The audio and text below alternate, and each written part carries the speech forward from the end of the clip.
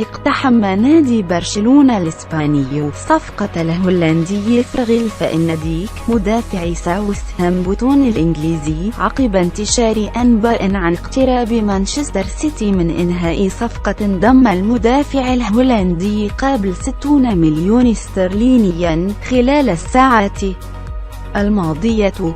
وذكرت صحف إسبانية أن ساوثهامبتون وافق على انتقال مدافعه الهولندي فرغيل فإن ديك لبرشلونة الإسباني خلال فترة الانتقالات الشتوية في يناير المقبل.